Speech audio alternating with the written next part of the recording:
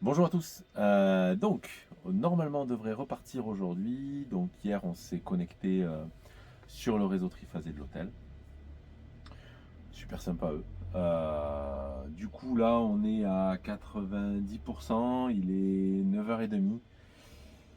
On met 8,4, 8,45 kW dans les batteries. Petit calcul rapide. Enfin, tout à l'heure, on était à 8,3. Je sais pas si vous voyez, je prends ma petite calculatrice à la con. Ce serait bien que je mette une petite fonction qui m'affiche le temps restant avant la charge. Donc en fait là on fait soleil plus triphasé, ce qui fait que ça va un petit peu plus vite que ce que j'avais prévu. Donc on va avoir fini de charger vers midi, midi et demi.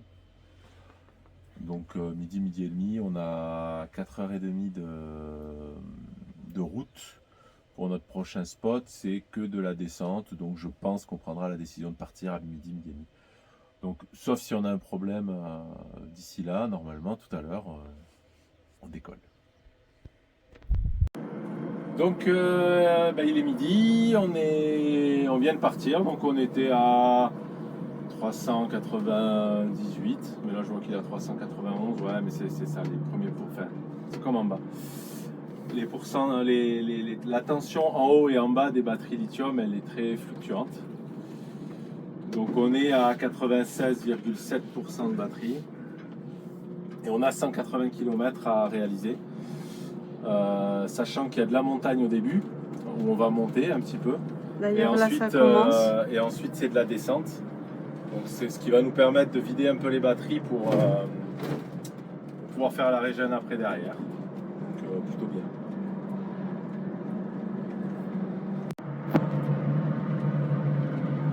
Voilà, on croise des vaches en liberté. Alors, Pâturage, quoi. oui, elles sont tranquilles, elles sont en train de pâturer. Enfin, Pâturage pas dans grand la chose, terrasse. hein. Mais voilà, des petites vaches. Ben, c'est les premières qu'on voit au Maroc. Ouais. Enfin, nous, on en avait croisé à Sidi Kaoki, tout ça, mais bon. La perte de vue. Oui, mais ça se voit pas, Jean-Philippe, Ah, sur ça la se vidéo. voit pas non. sur la vidéo. Ça se voit Et pas. je pense qu'après, là, au bout, là, quand on va redescendre, là, on va avoir une vue sur la plaine. Bah non, je crois que c'est des petites montagnes comme Je ça. crois que Regarde, c'est ça des fait. petites montagnes. Non, ça non, fait sur des. mon GPS, il me dit qu'après, il y a une descente. Parce que ça fait des petites vagues. On dirait pas, tu sais, dans les images où la route elle est comme pliée. Tu sais. Donc on est en pleine réflexion stratégique devant cette route qui ondule. Alors j'avais pris la décision de me mettre à 47 km/h ou 50, ouais, 47 km/h, en me disant que de toute façon il n'y avait que 180 km, c'est pas grave. Mais je me dis quand même que si je me remets à 40, peut-être qu'à 180 je vais y arriver à 50% et on va recharger plus vite. Et voilà quoi. Donc vous voyez, c'est pas évident de prendre ces décisions, mais je crois qu'on va rester à 47 et on verra ce que ça donne. On verra ce que ça donne. Comme ça au moins on saura. Et d'autre part, alors je réponds à une question que je viens d'avoir juste avant de démarrer sur la vidéo que je viens de diffuser sur la panne moteur. Donc il y a une vidéo entre les deux. Parce que vu qu'on a fait la vidéo du moteur et on va publier la vidéo pour aller donc jusqu'à Bourfa. Et là on est parti de Bourfa. Donc, du coup c'est un peu ça s'est un peu décalé. On est allé un peu vite à cause de la panne moteur qui nous a fait partir le lendemain et on n'a pas pu monter tout à la suite. Donc quelqu'un qui me disait que ça faisait pas très pro et que ça faisait un peu amateur derrière. Alors oui, on est des amateurs. Vous voyez, même sur la conduite, on ne sait pas à quelle vitesse rouler. Donc on est plus que des amateurs. Même sur YouTube, enfin, vous voyez sur nos façons de filmer, on est des amateurs. Ça, je le revendique sans problème. Par contre, si c'est sur les batteries, si c'est le côté scotch qui vous a fait peur, qui vous fait peur, soyez rassurés, le scotch n'a servi que pour les maintenir en place le temps de les arrimer sérieusement. Elles ne tiennent pas avec un scotch. Voilà. Elles sont sanglées, arrimées et vissées même au châssis. C'est peu probable qu'elles bougent, qu'elles se déplacent. Donc voilà, c'était pour assurer sur ces batteries, elles sont bien positionnées. Par contre, le problème qu'on a eu avec l'Écosse, sur le taraudage donc, de la borne négative, fait que je vais certainement refaire l'intégralité du pack batterie. Et une fois que ce pack batterie sera refait, du coup il sera caréné, il sera plus propre. Voilà. Je vous remontre un petit Ouais, peu c'est le joli, paysage parce que c'est toujours une grande ligne droite très très longue. Je sais pas si on arrive à le voir. Voilà, là j'ai zoomé un petit peu. C'est assez impressionnant, c'est très joli. Et puis alors il n'y a rien autour. C'est voilà, une route et puis voilà.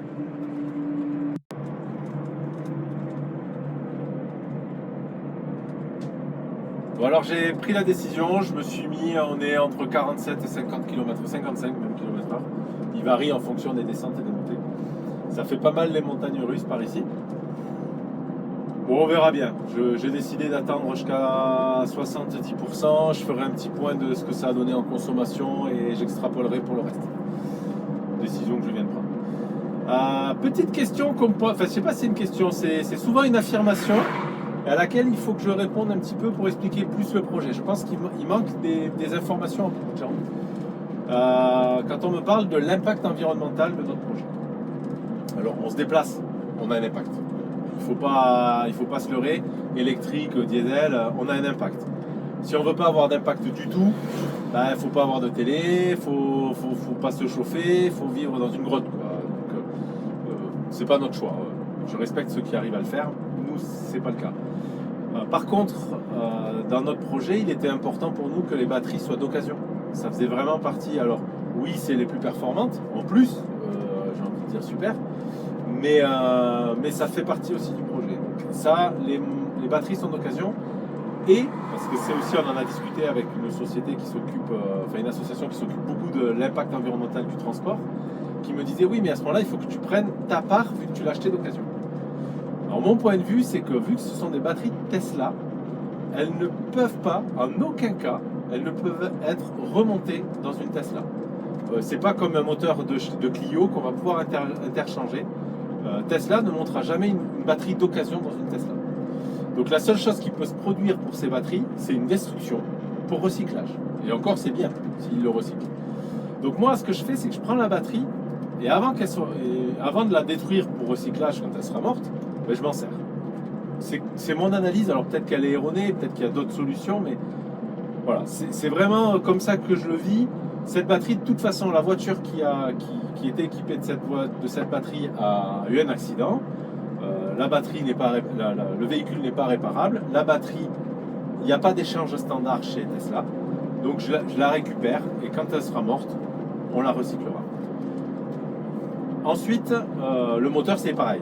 Le moteur, c'est un moteur, bien que l'impact d'un moteur soit bien moindre que celui d'une batterie. Ensuite, l'ensemble de ces paramètres, de ces éléments, donc hors moteur, sont prévus pour être utilisés dans notre futur projet de maison autonome. Puisqu'on avait une maison autonome qu'on a vendue avant de prendre la route.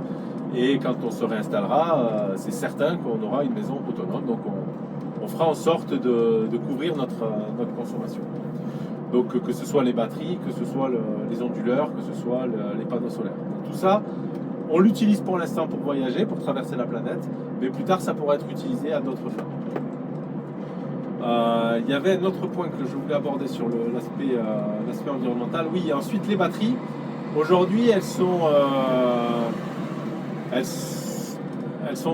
comment ça s'appelle, sous forme de modules de 80 kg qui ne sont pas du tout pratiques. Et à l'intérieur de ces modules, il y a plein de petites piles. Ça, c'est la technologie Tesla qui fonctionne comme ça. Et donc, le jour où elles seront abîmées, toutes les piles ne seront pas abîmées. Donc je pourrais très bien, sans aucune... c'est ce que je vais faire pour les reconditionner parce qu'elles ne me vont pas comme ça pour les raisons qu'on a vues avant.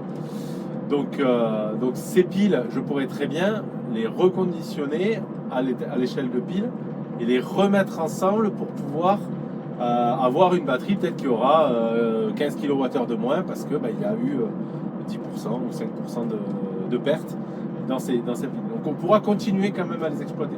On va exploiter de façon ces cellules jusqu'au bout. Voilà, nous notre objectif c'est ça.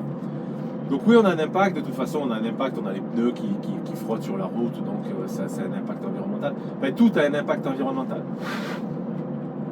Mais il me semble qu'avec du matériel recyclé, en le faisant nous-mêmes, on est sur quelque chose qu'on répare nous-mêmes, comme l'a montré la vidéo où on a cassé le moteur. Donc on a un impact quand même qui est peut-être un peu moins fort que d'autres solutions de voyage. Peut-être. Mais on ne nie pas qu'on a de toute façon un impact. Non, Ça, non, c'est- voilà. Voilà, comme J'ai- toute personne, je pense, on a un impact sur l'environnement. L'objectif, On essaye de le minimiser. c'est ça. Et de toute façon, l'objectif premier de cette aventure, c'est pas super un projet écologique. C'est pas ça. C'est super un projet d'autonomie. C'est plus d'être autonome, de ne pas avoir besoin de fournisseurs de gasoil, de ne pas avoir besoin de fournisseurs d'électricité, bien qu'on s'en serve quand on en a besoin.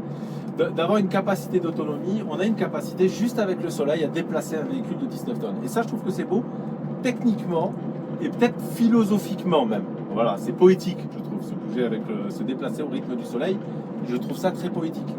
Donc, c'est pas la vocation première, c'est pas écologique. On a, nous, une sensibilité écolo. Enfin, forcément, on a toujours eu des toilettes. Enfin, ça fait 10 ans qu'on a des toilettes sèches. On était autonome en eau avec le recyclage des eaux de pluie. On a toujours fait attention à ce qu'on fait. Mais on n'a jamais nié notre impact. C'est pas parce qu'on fait attention qu'on n'a pas d'impact. Voilà. Je suis désolé. Une autre question, si Ouais, allez, on fait une autre question. bonjour, à part vous qui avez conçu ce système, qui peut le dépanner, surtout en Afrique? Alors effectivement, c'est pas évident à dépanner. En Afrique, enfin pour le moins au Maroc, je sais qu'à Marrakech, il y a une société qui fait du rétrofit de véhicules en véhicules électriques qui serait capable très certainement de réparer ça. Ensuite, on est sur de l'électronique. Ici, ils savent un petit peu beaucoup même faire. Hein. Ils auront peut-être pas la carte disponible, mais par contre, ils vont être capables de démonter les composants, de les contrôler et de les réparer. Ici, au Maroc, rien n'est mort. Hein. Ils recyclent tout. Mais vraiment, tout. Ils revendent des chambres à air réparées, quoi. Je suis vraiment. Des boutons de machine à laver que d'ailleurs certains avaient besoin de trouver. On l'a vu avec Loïc. C'est impressionnant. Vraiment des vieilles télés qui réparent. Ils réparent tout. Ils réparent. Ça a encore une vie, quoi. Quand c'est jeté, vraiment, c'est mort, quoi. Il n'y a vraiment plus rien à faire. Mais eux, vraiment, ils réparent. Donc, je pense qu'à l'échelle de la carte, ils seraient capables de la réparer. Et il y a les compétences aussi en termes de microcontrôleurs. Je vous dis, à Marrakech, il y en a qui savent faire. Et je pense que dans les grandes villes, ils doivent avoir aussi des sociétés qui font de l'électronique embarquée. C'est certain qu'il doit y avoir ça. Alors je vous montre un petit peu le paysage, on est toujours dans la même configuration par contre. Hein. Au niveau des routes, c'est toujours... voilà. Et puis ça fait un peu montagne russe. On monte, on descend, on remonte, on redescend. Enfin c'est assez... et des grandes routes comme ça, voilà. Après, il y en a qui demandent, du coup, on a utilisé notre deuxième chance en utilisant la deuxième carte. Oui. Est-ce qu'on va réparer la première ou en changeant? Non, alors oui, la réparer peut-être. Mais pour la réparer, surtout pour la tester, il faut que je redémonte le moteur. Je vais peut-être pas le démonter en prévision. Par contre, ce qui est certain, c'est que si de nouveau on a un problème, ben à ce moment-là, si c'est de nouveau la self qui pète, ben là je pourrais dire qu'il y a vraiment un problème un peu grave à gérer. Mais si c'est autre chose, effectivement, je pourrais prendre la self de l'autre pour la mettre sur celle-là, ou commander juste la self nécessaire et tester éventuellement les autres composants avant le démontage. Encore une fois, on a vraiment un énorme avantage par rapport à d'autres rétrofits sur des véhicules et d'autres aventures. Attendez, je regarde en même temps parce qu'on fait une petite cote sympa et non, c'est bon, on est toujours à 1000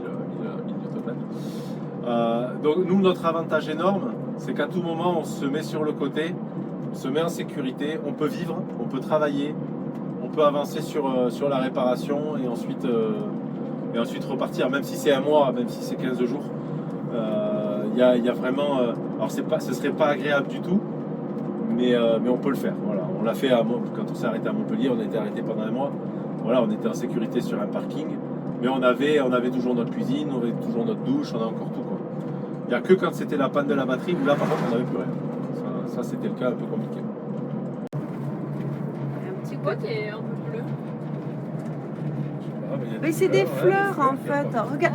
Ah ouais, mais c'est un champ de. Enfin, on dirait un champ de fleurs. Je sais pas Ouais, qu'est-ce que c'est ces petites fleurs. Ah, Je sais pas si on les voit. J'essaye de vous zoomer dessus, mais voilà, c'est plein de fleurs en On fait. pourrait peut-être laver le pare-brise Ouais, pour les abonnés là, parce que les pauvres. c'est ça. Hein. Bon, toujours la route très droite. Hein. On est toujours en. Et là, elle est cassée sur les bords. Ouais, c'est Ouais, vrai par qu'il y a contre, des- elle est moins jolie que celle qu'on a fait jusqu'à présent. Alors par contre, donc on est à mi-chemin, on est à 73% de batterie, 376 volts. Alors donc on a mis le régulateur un peu plus vite. Donc on est entre 47 et 55 km/h. Parce qu'en fait, vu que. Ah ouais, ça, il faudra que je vous en parle de ça. Allez, je vous en parle maintenant. Donc le régulateur de vitesse, il a été programmé pour être en direct avec les roues pour des voitures. Et moi, je change de rapport à chaque fois. Ce qui fait qu'en fait, ma variation de régime moteur n'a pas toujours la même variation de vitesse.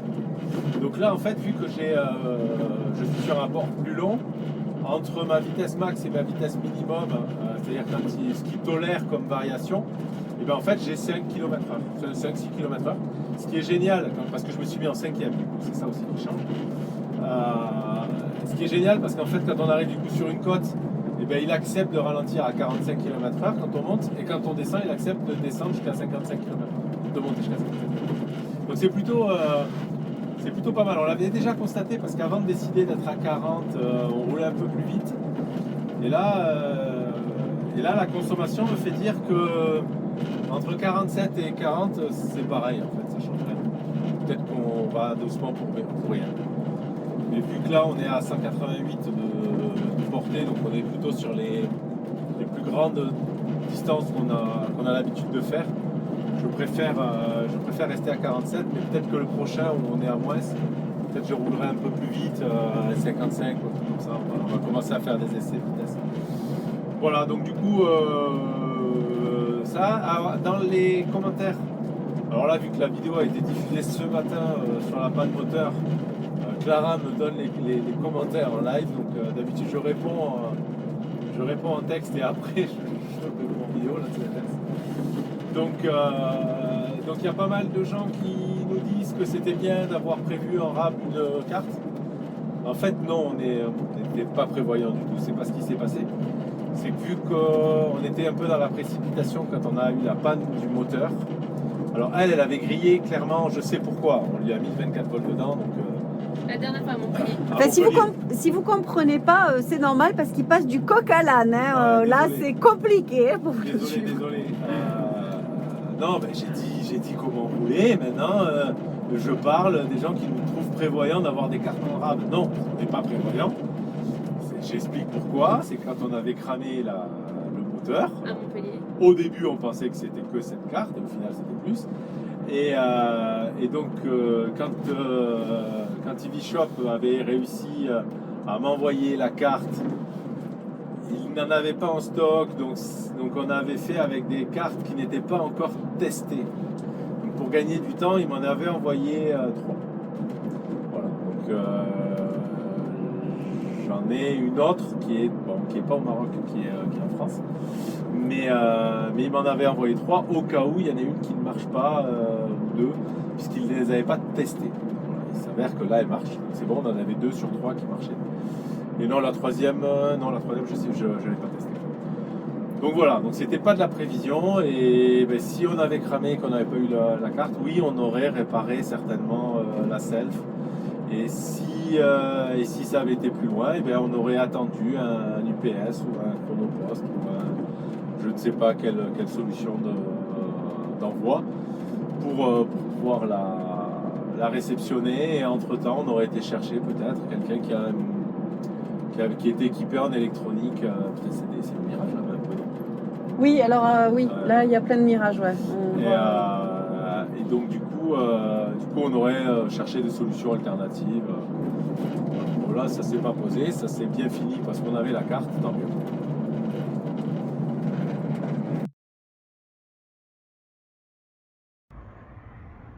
Bon, comme d'habitude, hein, on a légèrement oublié la vidéo de fin pour vous dire qu'on était arrivé.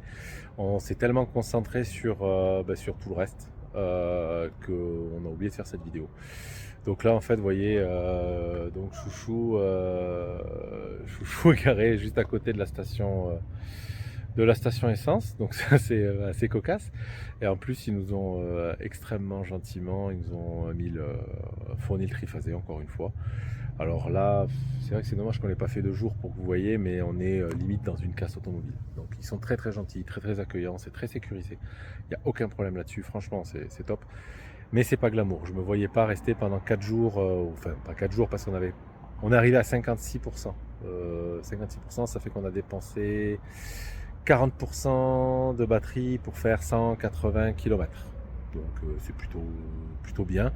Mais on a roulé entre 47 et 55 km/h, donc on a roulé plus vite que d'habitude. Et j'ai l'impression, alors déjà le profil de la route était peut-être plus favorable, mais j'ai pas l'impression qu'on perde tant que ça en roulant vite. Donc je sais pas si d'être en 4e à 9600 tours, ou d'être en 5e à 9600 tours, ou d'être en 6e peut-être même à 9600 tours, ce serait pas au final la même consommation. Ça paraît bizarre parce que les efforts sont pas les mêmes quand même. Les forces, la physique est un peu têtue là-dessus. Donc je sais pas, il faut vraiment qu'on fasse des essais. Après, peut-être que le fait d'être lancé, on est sur un régime où le moteur force moins, j'en sais rien. Vraiment, là, je n'ai pas de réponse pour l'instant. Donc de toute façon, on savait que c'était le test qui allait nous permettre de faire, de vraiment définir tout ça. D'autre part, oui, donc là, du coup, on s'est branché au triphasé. Donc ils ont éteint complètement la station, complètement disjonctée pour nous brancher directement en sortie du disjoncteur principal de l'alimentation générale de la station essence. Donc vraiment une gentillesse. Ouais, ils n'étaient pas obligés de faire ça. Ils ont appelé un électricien et tout pour le faire. Enfin, c'était top. En 15 minutes, 15-20 minutes, ils nous avaient branché. Vraiment génial. Les gens, vraiment au Maroc, on dit qu'ils sont accueillants, mais ils sont extrêmement accueillants et c'est vraiment top. Donc voilà, je vous embête pas plus avec cette vidéo. Oui, c'est rien passé, contrairement à la dernière. J'espère que ça va continuer comme ça. mais voilà, donc du coup, on a essayé d'accélérer un petit peu. Demain, le profil est un peu plus compliqué. On arrive un peu dans les montagnes. Je crois qu'il y a 2000 mètres de dénivelé positif.